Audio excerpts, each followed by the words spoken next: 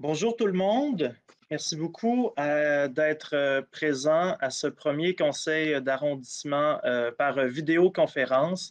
On est très content de pouvoir être avec vous aujourd'hui et malgré les situations très particulières de notre crise sanitaire, notre démocratie puisse continuer d'aller de l'avant et qu'on puisse continuer de faire preuve de transparence avec les citoyens. Merci à Schlager Maisonneuve. Donc, je déclare aujourd'hui la séance du conseil d'arrondissement ouverte, mais avant d'adopter l'ordre du jour de la séance de ce soir, je me présente, je suis Pierre Lessarblet, maire d'arrondissement, et en ce moment, nous sommes à huis clos, tel que nous le demande l'arrêté ministériel du 14 mars 2020, et afin de respecter les consignes de distanciation sociale, les membres du conseil d'arrondissement assistent à cette session par vidéoconférence. J'invite donc les élus et la secrétaire d'arrondissement à se présenter par l'ordre habituel des sièges dans la salle du conseil d'arrondissement. Alors, bonsoir, Monsieur le maire. Karine Boisverrois, conseillère du district de Louis-Riel. Bonsoir à tous. Laurence Lavigne-Lalonde, conseillère dans Maisonneuve-Longue-Pointe. Bonsoir, Dina Tochera, secrétaire d'arrondissement.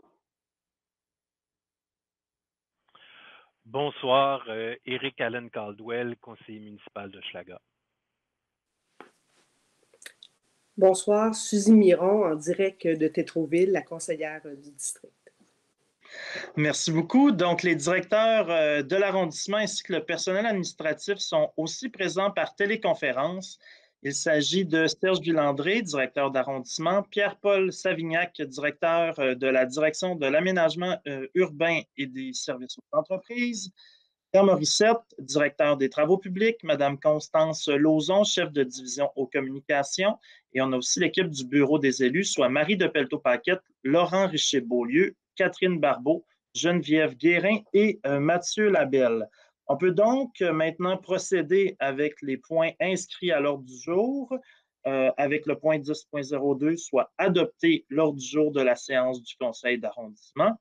Je propose, appuyé par Suzy Miron, d'adopter l'ordre du jour tel que présenté en ajoutant le point suivant, le point 30.03, soit affecter une somme additionnelle de 100 000 provenant du surplus de l'arrondissement au fonds COVID-19 de l'arrondissement de Mercier-Hochelaga-Maisonneuve et en retirant le point 40.09, accorder une dérogation à l'interdiction de convertir en copropriété divise pour l'immeuble situé au 96-20 rue de Marseille.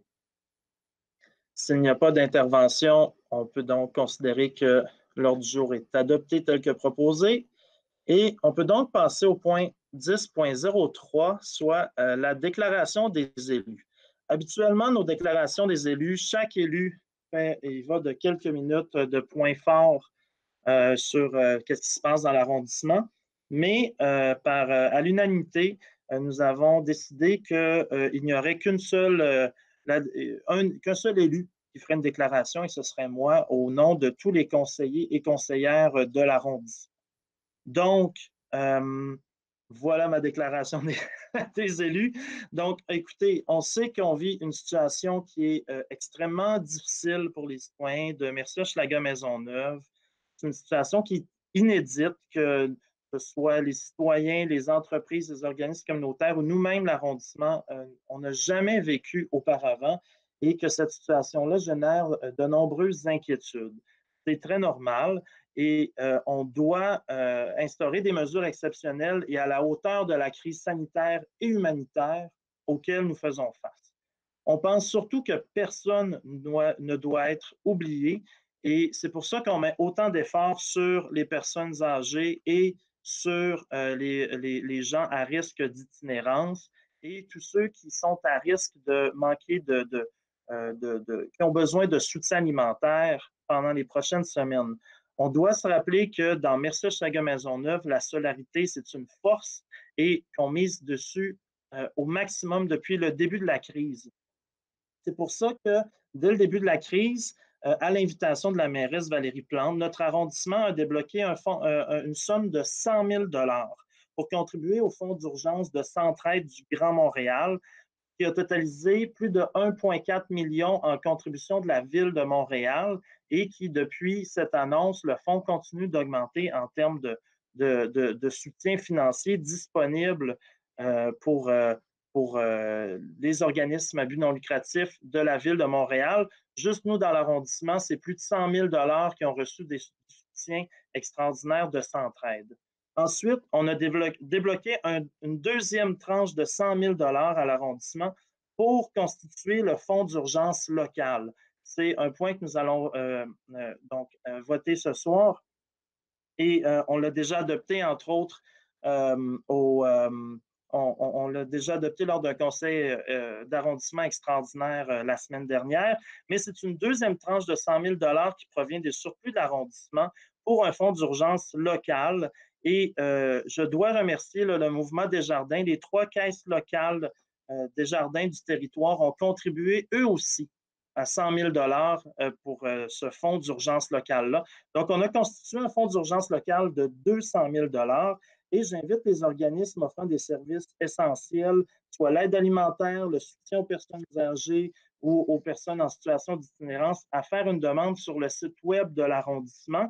Il y a déjà près de 100 000 $ qui vont être investis qui vont être envoyés en somme d'urgence dans les organismes de l'arrondissement d'ici la semaine prochaine.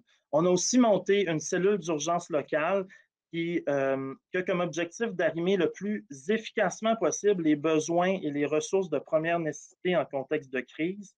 Et c'est vrai, on a une super collaboration des 3 tables de quartier de l'arrondissement et aussi du CIUS de l'Est, où est-ce qu'on peut vraiment définir rapidement les priorités et où est-ce que nous devons intervenir rapidement.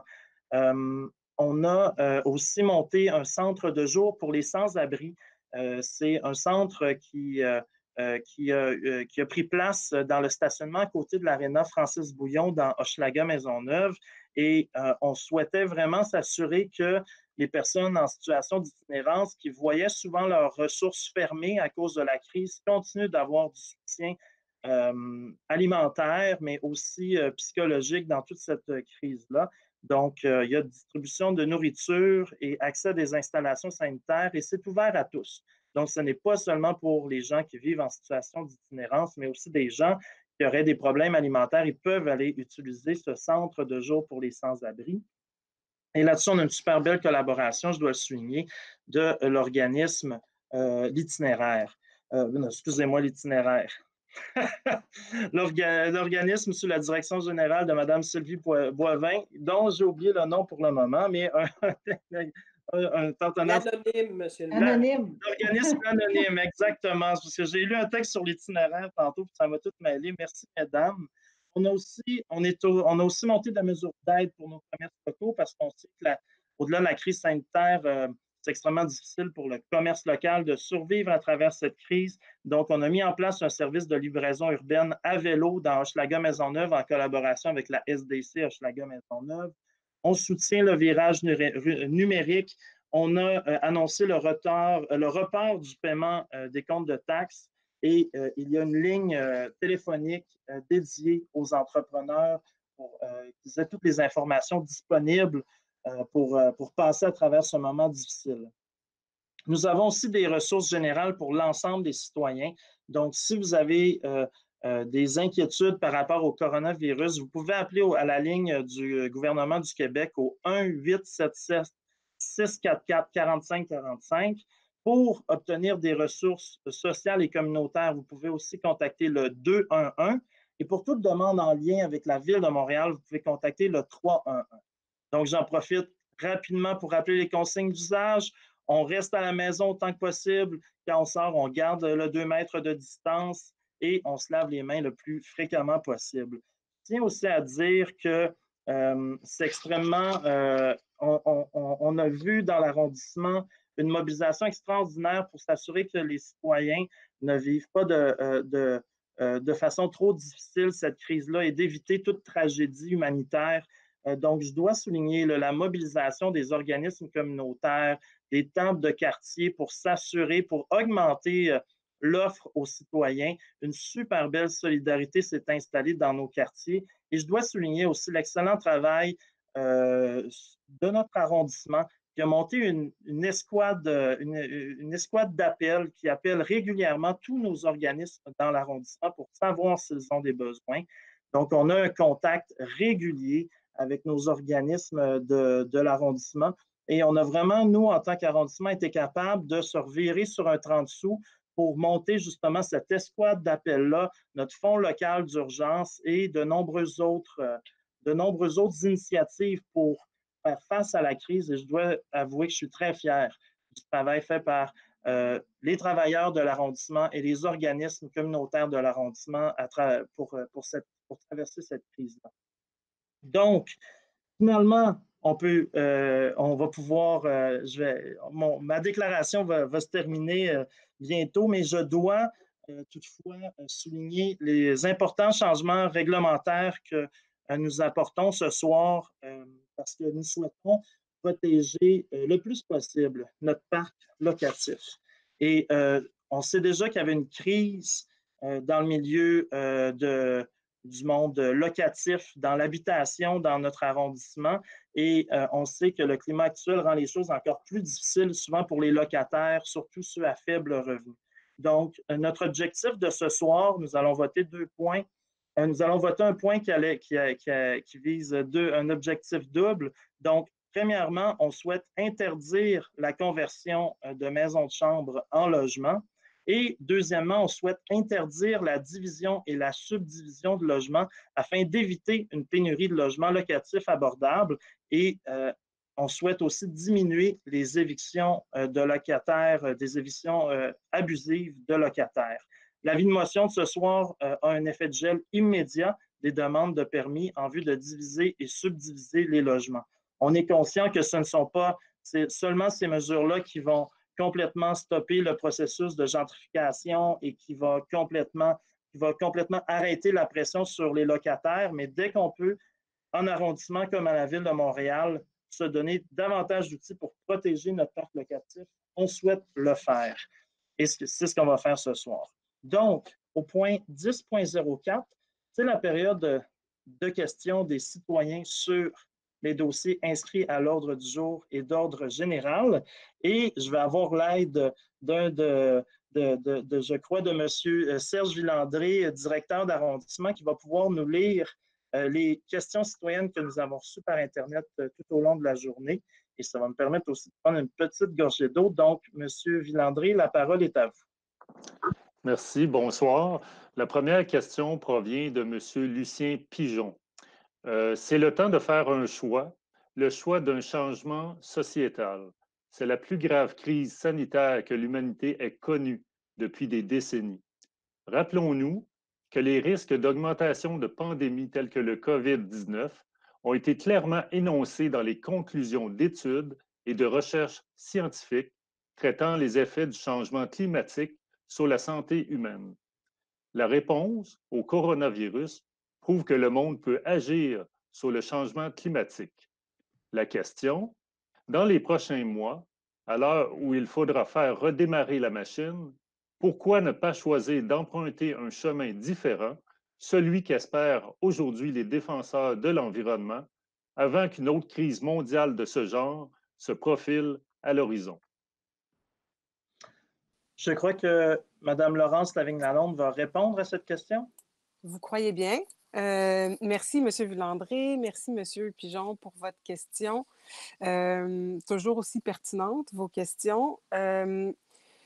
Et encore une fois, je suis d'accord avec vous. Je pense qu'il faut absolument saisir toutes les opportunités qu'on a qui se présentent devant nous, heureuses ou malheureuses, pour essayer d'en tirer des leçons, puis de pouvoir modifier des façons de faire pour adresser cette grande question qui est la question du climat. La crise qu'on vit actuellement force beaucoup de gens, les citoyens, les entreprises, les gouvernements à trouver des nouvelles façons de faire et nous prouve aussi qu'on est capable de le faire. On l'a vu en quelques semaines, comment la société a changé ses façons de faire, comment les citoyens et les entreprises ont changé leur façon de travailler, leur façon de consommer et leur façon de se déplacer. Donc, je pense qu'il faut absolument que dans la réponse que les gouvernements vont proposer pour relancer l'économie, qui est quelque chose de très important là, actuellement, mais aussi relancer la vie dans nos villes et tout ça, on va on va avoir appris de ce qui se passe et j'espère que comme vous, on va avoir justement, c'est ça, appris et qu'on va proposer quelque chose de différent qui va répondre aux enjeux climatiques. J'espère que les gouvernements supérieurs vont penser de cette façon-là, mais je vous garantis que nous, à la Ville de Montréal, c'est comme ça qu'on pense. On est déjà en train de monitorer, de regarder quelles sont les bonnes pratiques qui pourraient être établies dans le futur, dans nos façons de travailler et dans les façons qu'on a d'habiter notre territoire. Donc, on prend déjà des notes et la Ville de Montréal va être au rendez-vous pour s'assurer que on refasse, qu'on se relance pas dans juste les vieilles habitudes, mais qu'on essaie d'innover puis de changer les façons de faire parce que une fois que la crise du COVID sera terminée, si on peut dire ça comme ça, il restera quand même la crise climatique qui est majeure à laquelle il va falloir faire face. Donc, on va être au rendez-vous. Merci. Merci beaucoup, Madame Lalonde. Je crois qu'on peut donc passer à la question suivante, soit celle de Monsieur Nicolas Gagnon. Oui, donc la question se lit comme suit. Ce soir, j'aimerais vous aborder sur le sujet du service d'autopartage communautaux dans le secteur du Faubourg Contrecœur. La précédente administration, par la voix de son chef de service, disait être en discussion avec l'entreprise Communauto pour l'installation d'un espace de stationnement réservé pour véhicules électriques d'autopartage dans le tourne-bride de la rue de Contrecœur. Je n'ai jamais poussé le dossier, étant donné que Sobeys avait promis la même chose sur leur terrain dans le faubourg. Ma question est donc, est-ce que l'administration pourrait installer des places de stationnement avec bornes de recharge électrique réservées aux véhicules en libre service dans le tourne-bride de la rue Contrecœur? Et il y a une sous-question qui se lit comme suit. Ce même tourne-bride est un bel exemple de minéralisation à outrance de nos voies publiques. Serait-il possible de revoir la configuration de ce désert d'asphalte pour y intégrer de la verdure en son centre? Merci beaucoup, Monsieur Gagnon, pour votre question. Personnellement, je ne suis pas au courant si s'il y a déjà eu des discussions avec l'entreprise Communauto pour l'installation de telles infrastructures dans le tourne-bride de la rue Contrecœur. Toutefois, on va regarder ce qu'il est possible de faire en termes de bornes de recharge dans le secteur. Et nous, on peut faire une recommandation à la ville-centre. Donc, on va regarder qu'est-ce qui est planifié en termes de bornes de recharge dans le secteur du Faubourg-Contrecœur et on vous reviendra.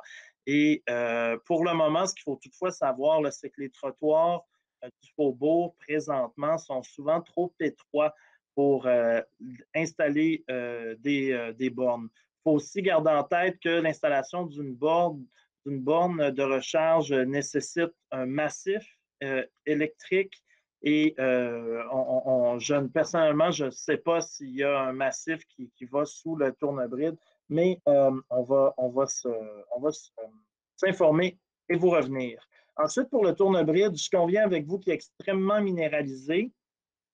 Ce qu'on m'a dit, c'est qu'il est conçu pour qu'un autobus puisse faire un demi-tour sur lui-même à cet espace-là. Mais en effet, c'est un coin qui est un petit peu triste. Et je suis bien d'accord avec vous qu'on doit maximiser le verdissement dans le secteur. C'est ce qu'on a fait, entre autres, en déminéralisant là, une dizaine de saillies bétonnées dans le Faubourg Contrecœur. Puis on souhaite continuer à verdir le plus possible l'arrondissement dans ce sens. Donc, cela terminerait notre réponse pour M. Nicolas Gagnon et on pourrait passer maintenant à la question de M. Denis Côté. Bonsoir, Monsieur le maire. Je suis Denis Côté, chargé de projet pour Jeunes sportifs Hochelaga, une organisation de hockey sur glace que vous connaissez bien. Il semble que le vieil aréna du YMCA Hochelaga Maisonneuve ne rouvrira pas. Compte tenu de la COVID-19, on peut supposer qu'on ne patinera plus à cet endroit, la dernière location étant prévue pour le 1er mai. Compte tenu de la baisse de l'offre de patinoire intérieure dans le quartier Hochelaga-Maisonneuve par la fermeture du YMCA, serait-il possible de bonifier l'offre à l'Aréna Francis Bouillon en le laissant ouvert tout l'été, que cela soit avec une patinoire ou avec le plancher de béton qui pourrait servir à plusieurs sports? Oui, merci beaucoup, M. Côté, pour la question. En effet, la disparition de l'Arena YMCA engendre une pression supplémentaire sur nos infrastructures, nos sports de glace dans l'arrondissement. On est en train de regarder sur qu'est-ce qui va pouvoir être fait à plus long terme en termes d'heures de glace avec les différents groupes qui sont déjà présents à Francis Bouillon.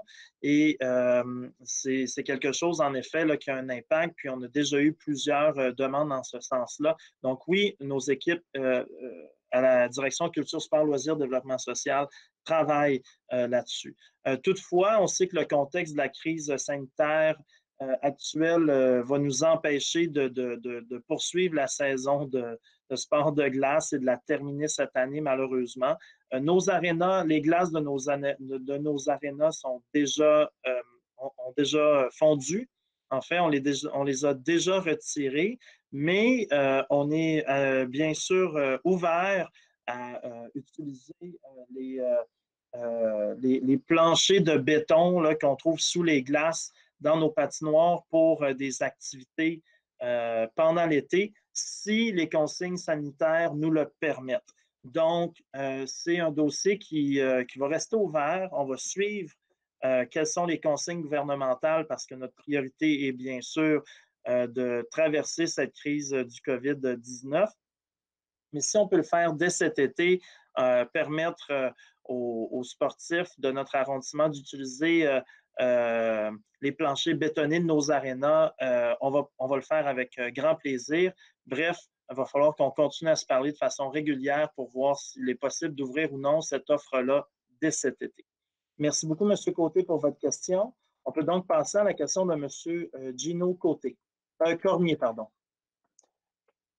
Les résidents de l'avenue Le Tourneux ayant demandé l'ouverture d'un registre le 20 mars 2020 concernant les dérogations que les promoteurs de la microbrasserie située en face de nos condos veulent obtenir, quelle sera la procédure retenue en tenant compte de la pandémie qui sévit actuellement pour une durée indéterminée et des mesures gouvernementales instaurées? À titre informatif, et après vérification, l'entrée du commerce par la ruelle ne respectera pas la loi sur le tabac en vigueur actuellement. Merci. Donc, M. Caldwell, je crois que c'est vous qui répondez à cette question. Oui, Monsieur le maire, je vais répondre. Merci beaucoup, Monsieur Cormier, pour votre réponse. Oui, c'est une très bonne question parce que la première et la deuxième lecture ayant été faites au mois de février et mars, il y a eu, comme vous l'avez dit, un dépôt de certificat de réception de pétition autorisé par la secrétaire d'arrondissement de Mme Tocheva, et la prochaine étape serait l'ouverture d'un registre. Là, dans les circonstances actuelles, avec la crise du COVID, tous ces processus-là sont suspendus. Il n'y a plus de consultation publique et les délais applicables ne s'appliquent pas. Donc, bien entendu, on n'ira pas de l'avant jusqu'à temps que l'état d'urgence soit levé, où là, on pourrait reprendre un processus normal. Mais là, tous ces processus-là sont suspendus jusqu'à nouvel ordre parce qu'on comprend bien pourquoi. On ne pourrait pas demander aux gens de se déplacer pour aller signer un registre. Alors, là-dessus, c'est une décision gouvernementale qui est liée à l'état d'urgence. Pour ce qui est de la loi sur le tabac, comme je l'ai dit au dernier conseil d'arrondissement, dans tous les cas, les aménagements devront respecter la loi sur le tabac. Donc, effectivement, les plans d'aménagement pour le fumoir, tels que proposés par le promoteur, devront les respecter. Et ça, il n'y a pas de Il y a aucune exception permise à la loi là-dessus et de toute façon, l'autorité qui peut faire appliquer cette disposition-là est le ministère de la Santé et des Services sociaux. Mais bien entendu, nos professionnels à l'arrondissement vont s'assurer que ça respecte la loi. Merci. Merci beaucoup, M. Cormier. Cela termine la période de questions. Je cède donc la parole à Mme Tocheva pour la suite de la séance. Madame Tocheva. Oui, merci, Monsieur le maire. Donc, on passe au point 10.06, approuver les procès-verbaux des séances du conseil d'arrondissement tenues le 9 et 31 mars 2020. Il est proposé par Monsieur Lessarblay, appuyé par Madame Miron et adopté. 20.01, accorder une contribution financière pour l'année 2020 au montant de 128 983 $ à la Société de développement commercial Hochelaga Maisonneuve en vertu du règlement sur les subventions aux sociétés de développement commercial, proposé par M. Lessarblay, appuyé par M. Caldwell, adopté. 20.02, faire un don de 100 000 $ au Fonds d'urgence COVID-19 de Centraide pour offrir un soutien financier accéléré aux organismes communautaires de l'arrondissement et effectuer cette somme au surplus de l'arrondissement. Proposé par M. Lessarblay, appuyé par Mme Miron, adopté. 20.03, approuver la convention entre la Ville de Montréal et l'organisme Sentier urbain pour son projet Mon quartier parmi les arbres pour l'année 2020 et accorder une contribution financière totale de 25 000 $. Proposé par M. Lessarblay, appuyé par Mme Lavigne-Lalonde, adopté. 20.04, approuver les conventions entre la Ville de Montréal et les organismes désignés dans le sommaire décisionnel pour la période et le montant indiqué en regard de chacun d'eux dans le cadre de l'entente administrative sur la gestion du Fonds québécois d'initiative sociale Alliance pour la solidarité et accorder une contribution financière totale de 453 847 $. Proposé par M. Lessarblay, appuyé par Mme Boivin-Roy, adopté. 20.05, autoriser la reconnaissance provisoire de l'organisme CARE Montréal dans le cadre de la politique de reconnaissance et de soutien aux organismes de l'arrondissement de Mercier-Hochelaga Maisonneuve. Proposé par M. Lessarblay, appuyé par M. Cardwell, adopté. Approuver la convention, 20.06, approuver la convention de service entre la Ville de Montréal et l'organisme Comité de surveillance, l'UIRIEL, pour des activités de gestion écologique et de maintien de la biodiversité au boisé Jean Milo pour l'année 2020 au montant de 30 000 $, taxes incluses. Autoriser également une dépense de 5 000 $, taxes incluses, pour le projet spécial Frenae de la rue Bélanger. Proposé par M. Lessarblay, appuyé par Mme Boivin-Roy, adopté. 20.07, approuver la convention de services professionnels entre d'un montant de 50 250 $, taxes incluses, afin de réaliser une étude patrimoniale du corpus bâti du quartier Mercier-Est. Proposé par M. Lessarblay, appuyé par Mme Lavigne-Lalonde, adopté. 20.08, résilier le contrat entre la Ville de Montréal et Ramcor Construction visant la construction d'un passage à niveau pour piétons et cyclistes dans l'axe de la rue Taillon, conformément au document de l'appel d'offres public 2017-007. Proposé par M. Lessarblay, appuyé par Mme Miron, adopté.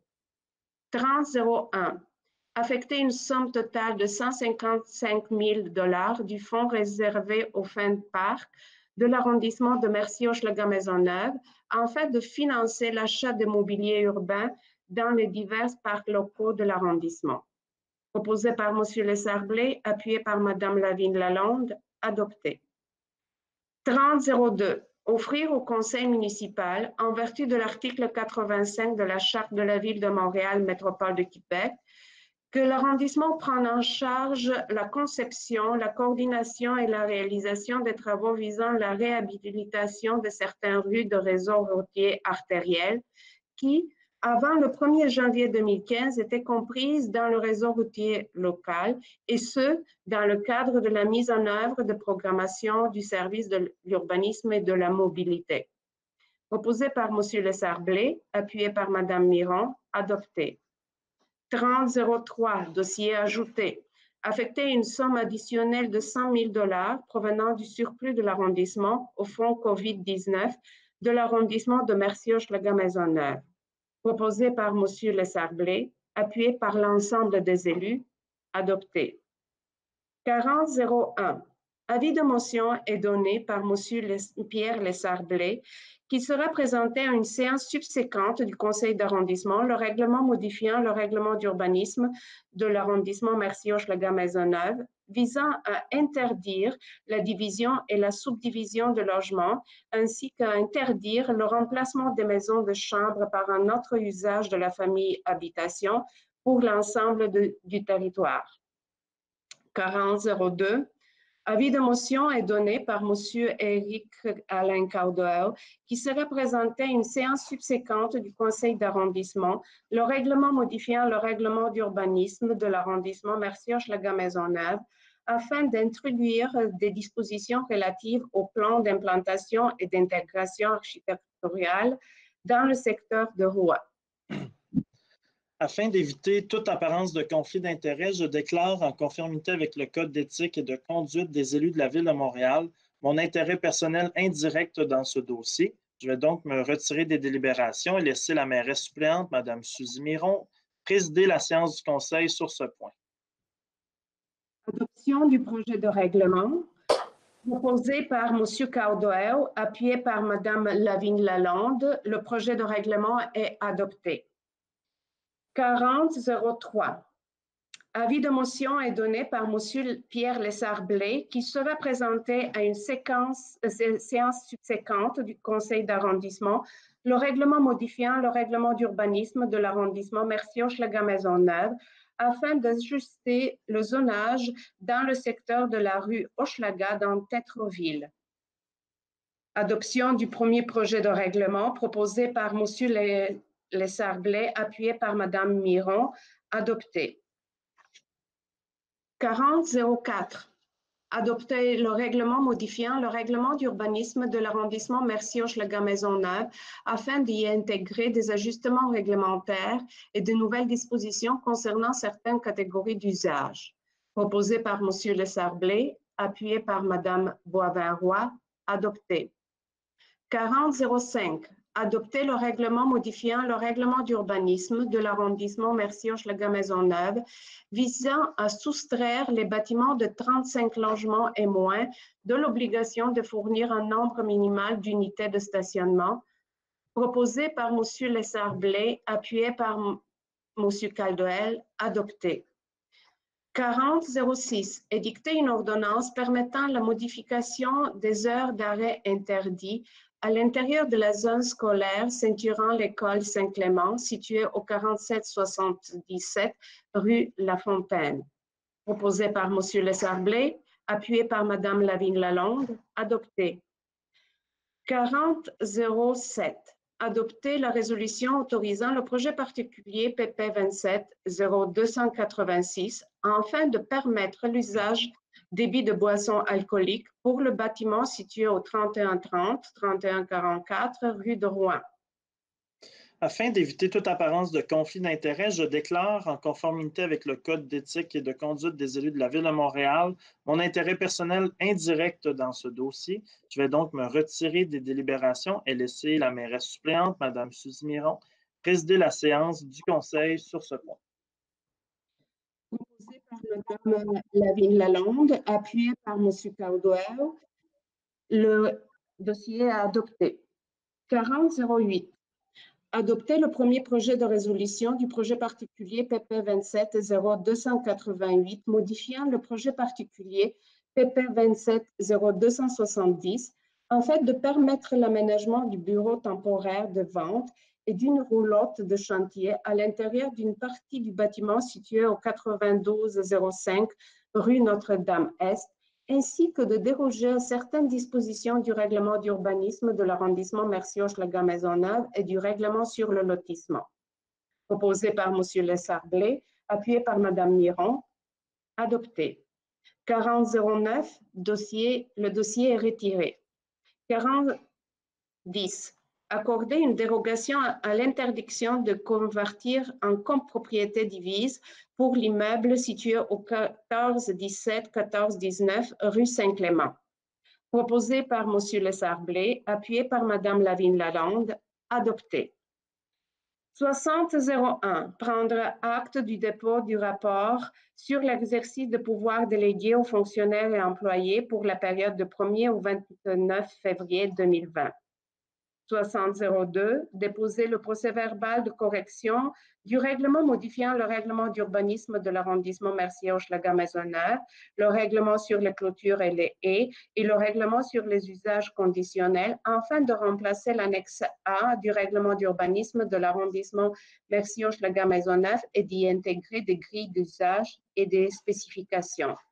6003, déposer le certificat des résultats du registre tenu le 10 février 2020 pour le projet particulier PP 27-0270 visant à permettre la démolition du bâtiment situé au 9205 rue Notre-Dame-Est et le développement d'un projet immobilier du registre tenu le 19 mars 2020 pour le projet particulier PP 27-0284, modifiant le projet particulier PP 27-0227 en vue de permettre la construction d'un projet commercial et résidentiel sur l'ensemble situé du côté est de la rue Honoré-Beaugrand, entre la rue Hochelaga et l'avenue Souligny.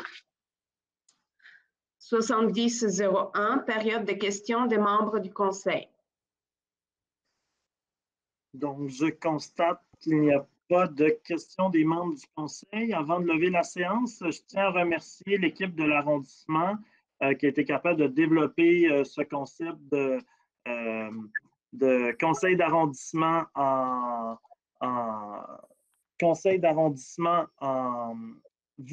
téléconférence. Merci beaucoup tout le monde. Merci à tous les citoyens d'y avoir participé et merci bien sûr d'être aussi solidaires et forts face à la crise que nous traversons